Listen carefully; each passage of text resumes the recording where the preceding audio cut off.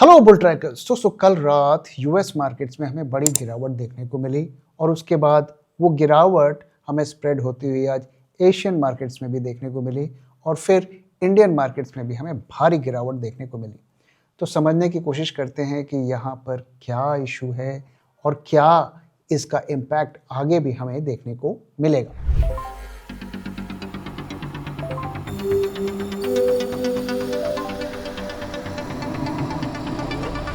जब मार्केट की हो बात, बेटर आस्क बुल ट्रैक। तो कल रात डाउ जोन्स में हमें 800 पॉइंट्स की गिरावट देखने को मिली। उसके बाद आज सवेरे जब एशियन मार्केट्स खुले वहाँ हैंग सेंग में भी करीब 500 पॉइंट्स, लगभग 2% की हमें गिरावट देखने को मिली।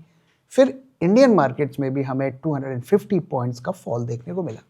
जापान थोड़ा पॉजिटिव रहा और आज जब यूरोपियन मार्केट्स खुले वो भी थोड़ा फ्लैटिश या नेगेटिव साइड पे ही हमें दिखे। तो अचानक से इतनी बेरिशनेस मार्केट में क्यों आ गई, उसका क्या ट्रिगर था, आइए इसको समझते हैं। तो इस गिरावट का रीजन क्या है कि एक रिपोर्ट आई है सिट्रेडी रिसर्च, जो कि एक इन्वेस्टिंग रिसर्च ग्रुप है और उन्होंने एक रिपोर्ट पब्लिश की है 2028 ग्लोबल इंटेलिजेंस क्राइसिस। और इस रिपोर्ट में ये विजुअलाइज किया गया है, ये इमेजिन किया गया है कि अगर 2028 तक जो एआई सिस्टम्स हैं वो इतने पावरफुल हो जाएंगे तो क्या होगा। और उसमें जो उन्होंने डिस्क्राइब किया है कि क्या हो सकता है वो काफ़ी स्कैरी है। और उसमें उन्होंने कहा है कि जिस तरीके से एआई में प्रोग्रेस हो रहा है और 2028 तक अगर वो जो उनका गोल है वो अचीव हो जाता है तो इसका वर्ल्ड इकॉनमी पर बहुत ही बड़ा इफेक्ट पड़ेगा। क्या इफेक्ट पड़ेगा? तो पहले तो जो एआई सिस्टम्स होंगे इसकी वजह से प्रोडक्टिविटी में ड्रामेटिक इम्प्रूवमेंट होगा और कंपनीज जो हैं जो भी इसे अडॉप्ट करेंगी वो हाईली प्रॉफिटेबल हो जाएगा। और इसका इम्पैक्ट ये होगा कि जीडीपी पर जबरदस्त ग्रोथ देखने को मिलेगी। तो इनिशियली इसका जो रिएक्शन होगा कि मार्केट्स रैली करेंगे क्योंकि सब कुछ पॉजिटिव दिखेगा, लेकिन उसका असली इम्पैक्ट हमें उसके बाद समझने को मिलेगा, 2028 में देखने को मिलेगा। और उसमें क्या होगा कि जब ये प्रोडक्टिविटी बढ़ जाएगी, मार्जिन बढ़ जाएगी, लेकिन वो एक घोस्ट जीडीपी, ऐसा उन्होंने कहा है, वो बनाएगा। यानी कि ऐसे जीडीपी में ग्रोथ दिखेगी जिसका बेनिफिट रियल इकॉनमी पे नहीं पड़ेगा। क्यों? क्योंकि 15% जो हाई कॉलर जॉब्स हैं जिनकी सैलरीज बहुत ज़्यादा होंगी उन जॉब्स को एलिमिनेट कर दिया जाएगा, ख़त्म कर दिया जाएगा। फॉर्च्यून 500 कंपनीज का भी उन्होंने जिक्र किया है कि वर्ल्ड की जो टॉप कंपनीज हैं उसमें 15% जॉब्स को ख़त्म कर दिया जाएगा। अब आप इमेजिन करिए कि जो वो 15% जो जॉब्स थी, जो एम्प्लॉयज़ थे, वो इतना अर्न करते थे, वो इकॉनमी को कितना कंट्रीब्यूट करते थे, वो अपनी ईएमआईज देते थे, वो कंज्यूम करते थे, तो वो रियल इकॉनमी में कंट्रीब्यूट करता था। लेकिन इस एआई ग्रोथ से इम्पैक्ट क्या होगा कि वो रियल इकॉनमी को बूस्ट नहीं करेगा, कंपनी के प्रॉफिट्स को बढ़ाएगा, लेकिन इकॉनमी को एक्चुअली वो काफी ज्यादा हार्म करेगा। और इसका इम्पैक्ट ये होगा कि S&P 500 जो अमेरिका का इंडेक्स है उसमें 40% तक की गिरावट देखने को मिल सकती है। और ऐसा नहीं है कि वो एक लोन वॉइस है, उन्होंने पहली बार ऐसा कहा है। इस सब के बारे में सबको डर है, अंदेशा है, लेकिन उन्होंने इसे एक सिनेरियो की तरह डिस्क्राइब किया है। अब जो यूएस में एक लेबनीज अमेरिकन मैथमेटिशियन, आप उन्हें कह लीजिए, प्रोफेसर कह लीजिए, वो मार्केट के भी एक बड़े प्लेयर है, नसीर तालेब, उनका भी कहना है कि जो ये एआई में ग्रोथ हो रहा है सो इसकी वजह से investors should brace for escalating volatility, even bankruptcy in software sector as the AI enters a fragile phase.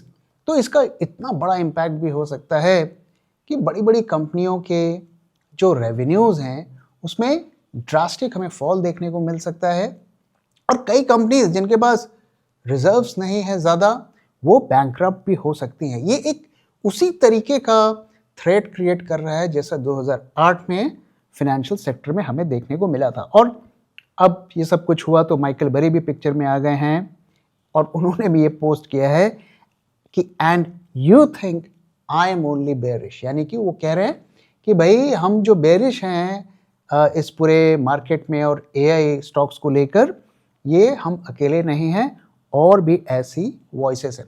तो एक तो इसका एक बड़ा इम्पैक्ट हमें देखने को मिला, और जो हमारा एक डर था वो एक तरीके से वैलिडेट हो गया कि भाई हम अकेले ही इस बारे में नहीं सोच रहे, और लोग भी इसके बारे में बात कर रहे हैं। अब इसी के साथ एक और डेवलपमेंट हुई, और वो डेवलपमेंट एंथ्रोपिक। हम जानते हैं एंथ्रोपिक एआई में इतना बड़ा डेवलपमेंट कर रहे हैं कि पूरे सॉफ्टवेयर सेक्टर को खास करके वो पूरा डिस्टर्ब कर रहे हैं। तो अब उन्होंने एक नया एक एजेंटिक एआई बनाया है जो कोबोल लैंग्वेज में जो बड़ी बड़ी कंपनियां काम कर रही थी लेगेसी सिस्टम्स को मैनेज करने के लिए, उसका काम भी अब ये कर देगा। तो कोबोल, जिन्हें नहीं पता मैं बता दूं कि जैसे जावा एक प्रोग्रामिंग लैंग्वेज होती है जो कि इंटरनेट आने के बाद से उसका यूज़ हुआ, तो इंटरनेट से पहले जो main frame systems, legacy systems जिन्हें कहा जाता है, वहाँ पर यूज़ होता है।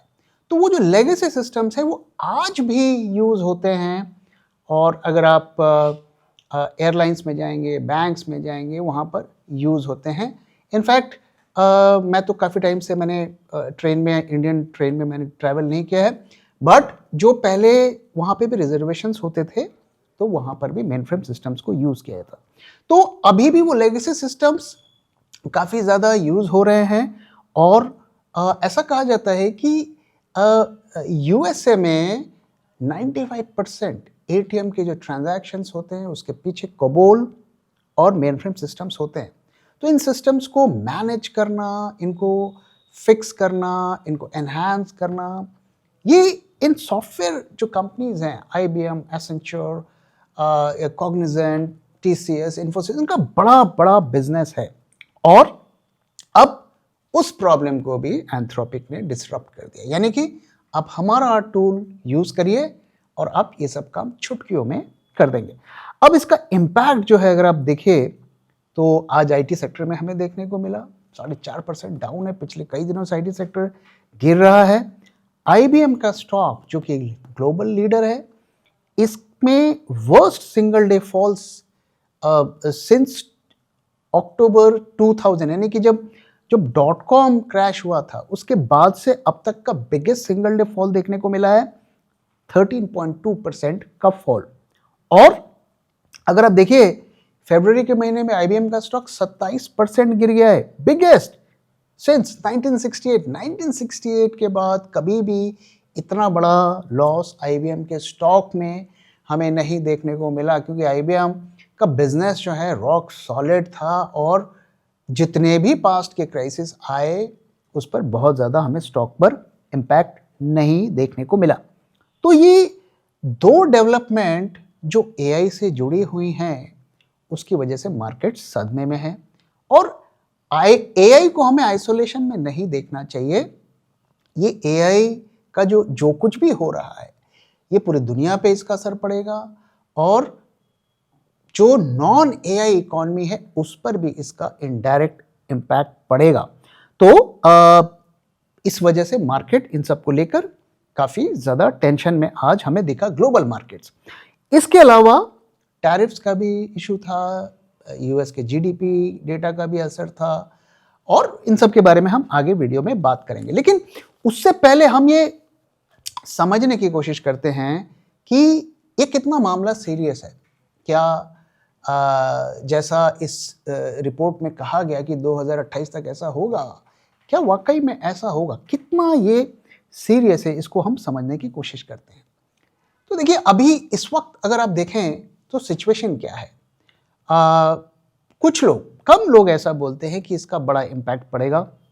ज़्यादातर लोग डिनायल में हैं, और वो ऐसा मानते हैं कि अगर इसका जितना इम्पैक्ट पड़ेगा उसका फ़ायदा भी मिलेगा। वो ऐसे एग्जांपल्स देते हैं कि आज से 50-60 साल पहले जब जब तांगे चलते थे तो फिर ऑटोमोबाइल्स आने लगी, तो तांगे वालों की नौकरी चली गई और फिर लोग कार ड्राइव करने लगे। ये बात सही है कि आज तक जितने भी डिस्ट्रप्शंस हुए हैं, चाहे कंप्यूटर का हो, चाहे ट्रांसपोर्ट का हो, कुछ जॉब्स हटी और कुछ जॉब्स क्रिएट हुई। लेकिन एआई इज डिफरेंट।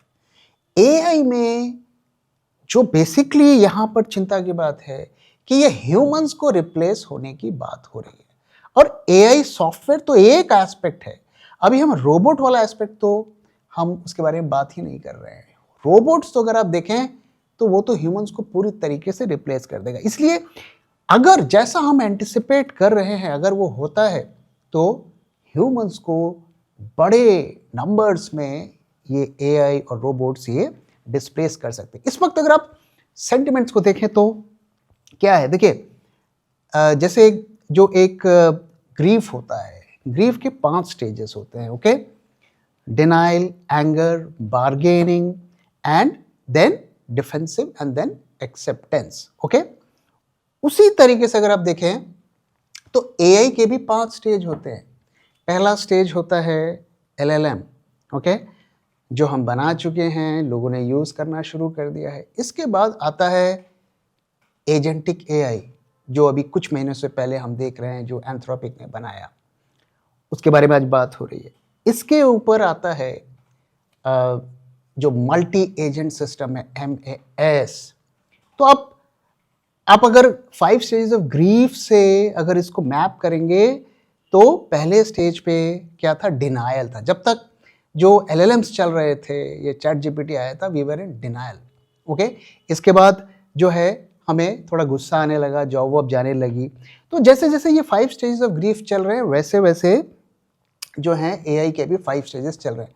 तो एआई में अगर आप देखें तो अभी हमने LLM बना लिया है, एजेंटिक एआई बना लिया है, अब हम मल्टी एजेंट सिस्टम की बात कर रहे हैं, जो 3rd स्टेज पर बात कर रहे हैं। अब इसके बाद क्या है, खेला इसके बाद है कि इसके बाद जो नेक्स्ट स्टेज आएगा वो है AGI, आर्टिफिशियल जनरल इंटेलिजेंस। अब इसमें खासियत क्या बात है कि ये पूरे तरीके से ह्यूमंस को रिप्लेस कर देगा, यानी कि आप कुछ भी जो भी काम करते हैं वो AGI एनेबल्ड सिस्टम करेगा। और इसके ऊपर जो है वो है सुपर इंटेलिजेंस, यानी कि आप एआई को इतना डेवलप कर लेंगे कि वो एक साइंटिस्ट, एक प्रोफेसर, एक फिलोसफर, एक राइटर की तरह सोचने लगेगा। तो अभी हम अगर आप देखें LLM को हमने पार कर लिया, हम एजेंटिक एआई को हमने पार कर लिया, हम MAS के लेवल पर है, अभी 2 लेयर्स बाकी हैं और इसी का वहां पर डर बना है। इवन अगर हम MAS को भी हमने बड़े स्केल पर कर दिया तो मुझे लगता है कि इसका इम्पैक्ट 30 to 40% इकोनॉमी पर पड़ सकता है। इसलिए ये जो बात हो रही है, जो डर है, इसको हम पूरी तरीके से रूल आउट नहीं कर सकते। अब इसका इम्पैक्ट जैसा कि मैंने कहा सभी IT सर्विसेज कंपनी पर हमें देखने को मिल रहा है। और अब ये सब देखिए सारी खबरें एक साथ आ रही हैं। अब जेफरी भी यहाँ पर कूद पड़े हैं और उन्होंने कहा है कि इंडियन IT सर्विसेज में 30 to 65% की डी रेटिंग हो सकती है, यानी कि इतना तक स्टॉक गिर सकता है। उनके जो फ्रेश टारगेट्स है TCS के 2350 का उन्होंने दिया है और इन्फोसिस का 1290 दिया है। और देखिए ये जो IT सर्विसेज कंपनी है ना, आप ऐसा मत सोचिए कि अरे ये तो 4-5 कंपनियां हैं, अरे डूब भी गई या इनका बिजनेस भी कम हो गया तो क्या फ़र्क पड़ता है। हमें इस इम्पैक्ट को समझना है कि इसका क्या इम्पैक्ट होगा। देखिए IT सर्विसेज जो इंडिया की है ये $200 बिलियन का धंधा करती है, ओके। 20 लाख लोगों को ये रोजगार देती है और इनका मेजर रेवेन्यू जो है एक्सपोर्ट से आता है। तो अभी जो करंट अकाउंट डेफिसिट है फॉरेक्स मार्केट में, उसको काफ़ी हद तक ये जो हम एक्सपोर्ट करते हैं ये बचा लेता है। इमेजिन करिए कि वो एक्सपोर्ट 30, 40, 50% कम हो गया, उसका इम्पैक्ट सीधा हमारी इकॉनमी और हमारी करेंसी पर पड़ेगा, ओके। 20 लाख लोग काम करते हैं, अगर हम बात कर रहे हैं कि इसमें से 7-8 9-10 लाख लोगों की नौकरियां चली जाएंगी अगले 3-4 सालों में। उन्होंने कितना होम लोन लेके रखा है, कितनी कार लोन लेके रखा है, कितना वो इकोनॉमी में कंट्रीब्यूट करते हैं, इन सब का अगर इम्पैक्ट आप कैलकुलेट करेंगे तो ह्यूज है। इस वक्त आप इमेजिन भी नहीं कर सकते कि कितना बड़ा इसका इम्पैक्ट पड़ेगा। तो इमेजिन करिए कि एक टीसीएस इन्फोसिस में एक सॉफ्टवेयर इंजीनियर, एक सीनियर आर्किटेक्ट काम करते हैं, उनके 15 लाख 20 लाख की सैलरी है, और वही काम एक एआई का एजेंट $15-20 में कर रहा है। क्या आप इमेजिन कर सकते हैं कि कितना बड़ा कॉस्ट का डिफरेंस है? और जो हमारी इंडस्ट्री ग्रो हुई आईटी सर्विस इंडस्ट्री, उसका सबसे बड़ा कारण यही था जिसे हम कहते हैं लेबर आर्बिट्राज, यानी कि जो काम वहां आप 100 रुपए में कर रहे हो, यहां हम 30 रुपए में कर देंगे। अब हमारा जो 30 रुपए का काम था वो 5 रुपए में एक एआई का एजेंट कर देगा। तो इसलिए ये जो रिपोर्ट आई है सिट्रेनी की, ये रिपोर्ट एक एक्सपेरिमेंटल है, ये कोई प्रेडिक्शन नहीं है, ये केस स्टडी है, एक इमेजिनेटिव सिनेरियो है, लेकिन इसका जो खतरा है वो असली है। इसलिए एआई को हमें इग्नोर नहीं करना है। वहां पर जो कुछ भी डेवलपमेंट्स हो रहे हैं वो सीधा सीधा हमारे कंट्री को भी इम्पैक्ट करेंगे और हमारी इकोनॉमी को भी बड़े स्केल पर इम्पैक्ट कर सकते हैं। अनफॉर्चुनेटली यहाँ पर हमारे देश में कोई खास डेवलपमेंट अभी तक होता हुआ नहीं दिख रहा है। तो एक तो ये पूरा जो है एक नया नैरेटिव मार्केट में आ गया है। अभी तक जो हम डिनायल पे थे वो अब लोग धीरे धीरे एक्सेप्ट कर रहे हैं उस रिस्क को। तो इस वजह से बाजारों में हमें गिरावट देखने को मिली। इसके अलावा अगर आप देखिए तो एक बड़ा डेवलपमेंट टैरिफ को लेकर चल रहा है, और टैरिफ को लेकर जो फ्रेश ट्रिगर है, हम जानते हैं कि ट्रंप ने 15% का ग्लोबल टैरिफ लगा लिया है, लेकिन अब जो हमारी एक उम्मीद थी कि अब हमें टैरिफ नहीं देना पड़ेगा, ये इलीगल घोषित हो गए, काफ़ी एक्साइटमेंट रिटेल में खास करके आ गया था, लेकिन ऐसा लगता है कि अब ट्रंप जो है उसको भी टारगेट कर रहे हैं। और कल का उनका जो ट्वीट है मैं थोड़ा आपको पढ़ देता हूँ। उन्होंने कहा है, any country that wants to play games with the ridiculous supreme court decision, especially those that have ripped off the USA for years and even decades, will be met with a much higher tariff and worse than which they have recently agreed to. Buyer beware. Thank you for your attention to this matter, President Donald J. Trump. अब ये जो word उन्होंने use किया, specially those that have ripped off the USA, क्या आप guess कर सकते हैं किस कंट्री के लिए किया गया? तो ये additional level of fair markets में हो रहा है।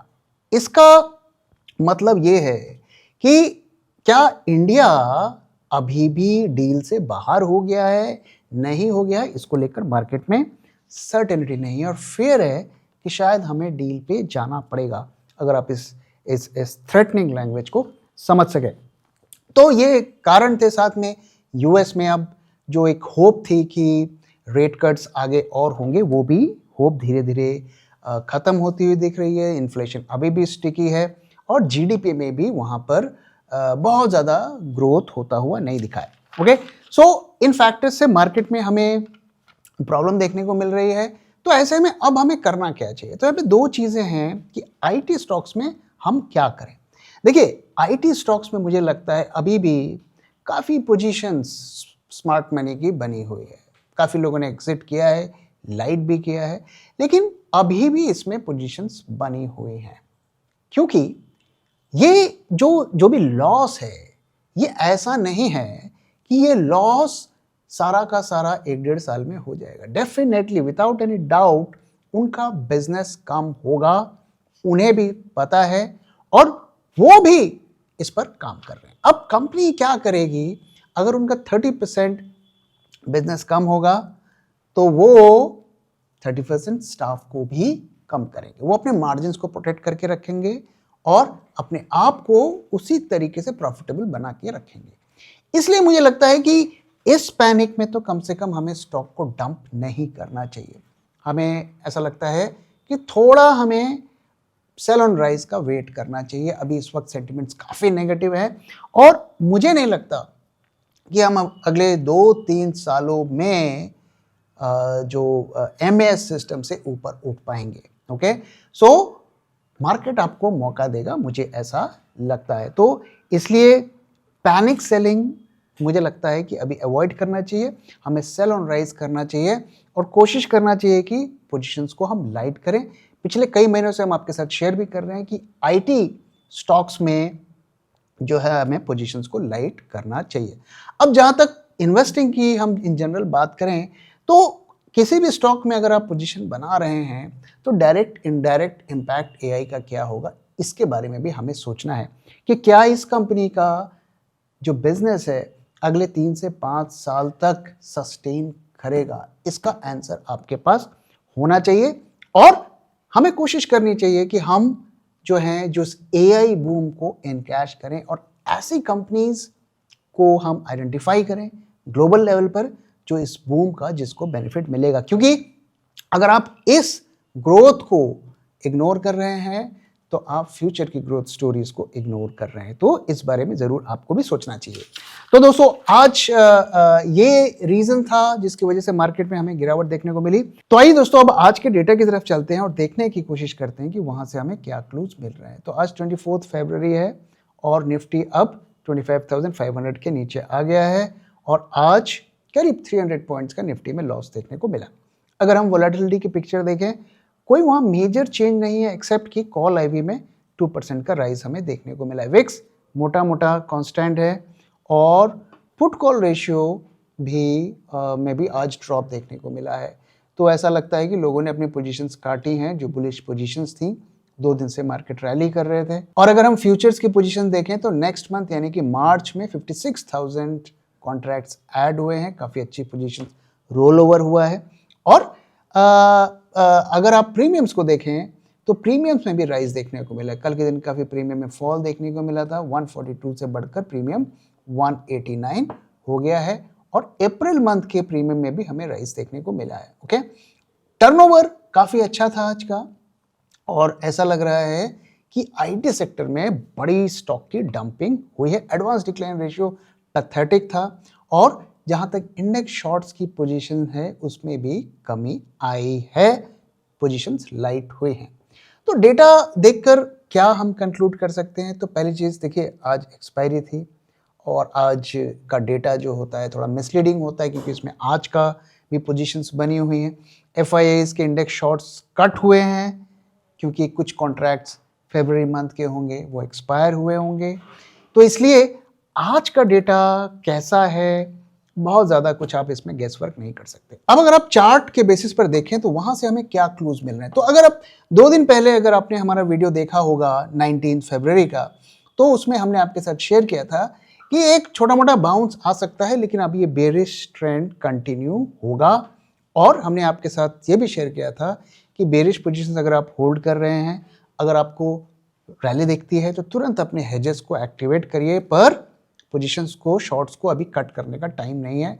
आज वापस से हम उसी लेवल पर आ गए हैं, लेकिन हमें एक चीज़ ध्यान में रखना है कि ये जो 25,400 का लेवल है ये एक काफ़ी स्ट्रॉन्ग लेवल है और अभी भी चांसेस कम है कि ये इतने जल्दी में टूटेगा। तो फर्दर अगर मार्केट को गिरना है तो इस लेवल को ब्रीच करना है। डेटा को अगर हम देखें तो वहाँ पर काफ़ी बेरिश इंडिकेशंस हमें देखने को मिल रहे हैं।